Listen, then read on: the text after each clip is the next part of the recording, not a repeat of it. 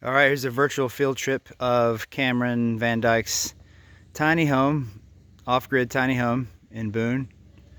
So Cameron built this tiny home and he lives out here off-grid. They're pretty much divested off of fossil fuels. Heating is done with wood.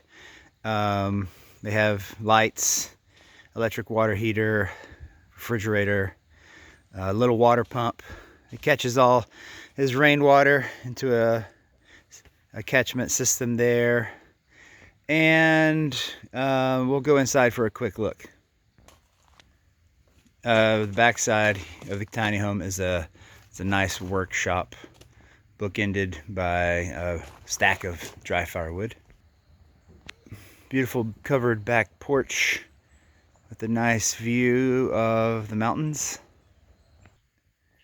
Up there's some water storage in those 3 drums, and down here is their beautiful little Yodel heating source and cook stove. Up there in the top we have a sleeping loft, and then there we have the live action kitchen and dining area. So some loads in there are the lights, the refrigerator, the Vitamix, and then on the back left there's a little bathroom and shower. Wow, it looks amazing in here. You can go back. And here's that little tiny water heater and a ventilation fan, and then standard little AC breaker panel.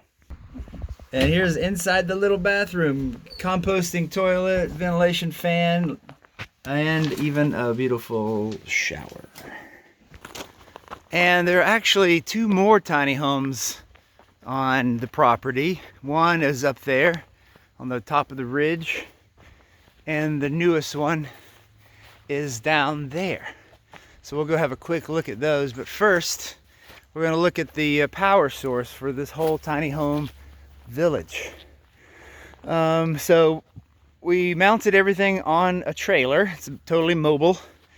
We had originally 6 of these Jinko solar 72 cell 24 volt modules.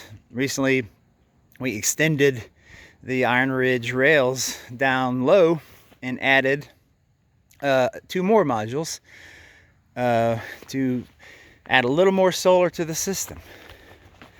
So let's see.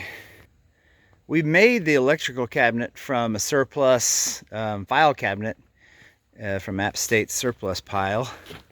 The modules are in series, and they're coming into the Midnight Classic charge controller with pretty high voltage. Right now it's cloudy, and we are making about 330 watts from these clouds.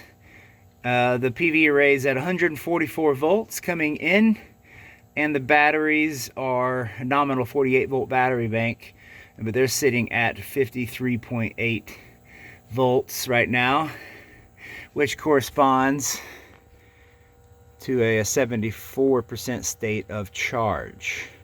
Now that state of charge is being tracked by a battery monitor inside the Magnum enclosure that accounts for the amp hours exiting the system from to the loads, and the amp hours coming into the batteries from the solar. So it does some math and keeps track of the state of charge by accounting for amp hours in, amp hours out.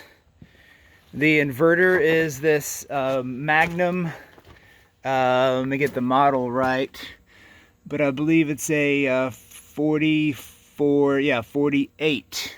So that is a 4400 watt continuous output at a DC voltage of 48 volts. And it's on this nice Midnight pre-wired junction box. So we have our AC breakers up here with a bypass switch in case the inverter is out for repair. You can run the loads from a generator directly. AC outlets have their own breaker and the PV comes in through 2 breakers, so we have 2 strings, 2 series strings of PV modules. These 4 modules are in series, and these other 4 modules are in series, and then we have 2 strings in parallel, and they come together in here. The 2 positives come in and join in and head to that charge controller. So we're using the junction box there as a combiner box as well. Here's the main breaker between the battery and the inverter. And on top there we have some Midnight surge protectors. One for PV, one for AC out, and one for AC in.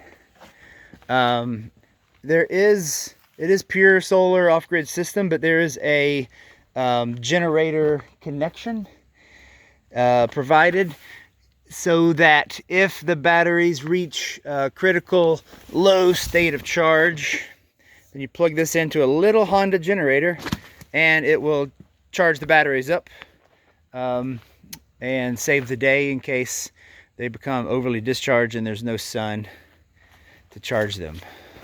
So the battery bank is very interesting. It's in a standard job box here, and it's a lithium iron phosphate, so in the winter we don't want it to freeze, so Cameron has built a very nice insulation for it, and it lives down in there. It even has a little light bulb and a thermostat.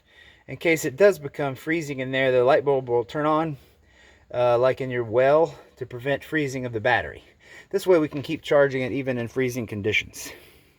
So as you can see, the battery model is the Relion RB 48 volt 200 amp hour battery.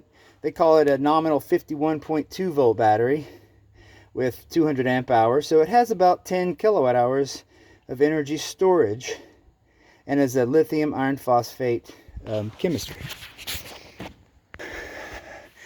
So the AC power is simply distributed to these other tiny homes via a drop cord, and I've never seen these other 2 tiny homes, so it'll be interesting. Here's one. Wow, gorgeous little home. Outdoor kitchen on one end.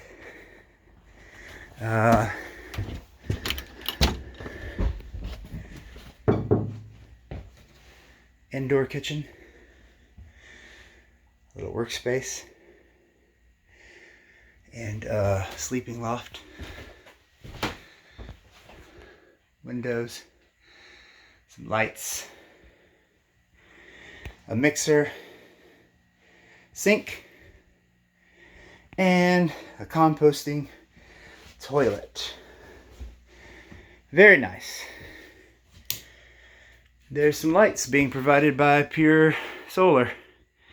Awesome little tiny home. And this little tiny home has its own rainwater catchment system from the roof.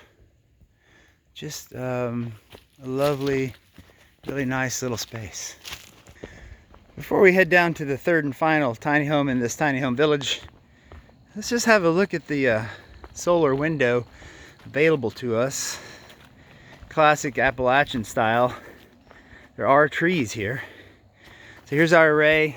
It's facing south. So in the winter, the sun will bump right through that opening. In the summer, it goes through that opening. So that's our sky hole.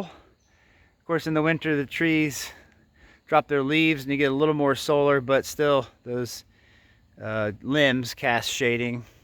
And so that's what they have to work with, this opening in the sky right there. So you would account for this by putting in a shading analysis number.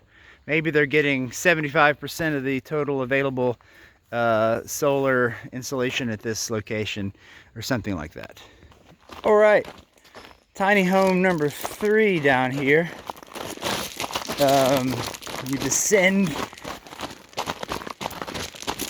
to this tiny home that looks similar in design to Cameron's main home there.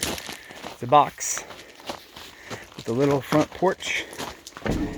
Outdoor kitchen has the tiniest amount of propane there. So I wasn't completely accurate there. There's a tiny amount of propane.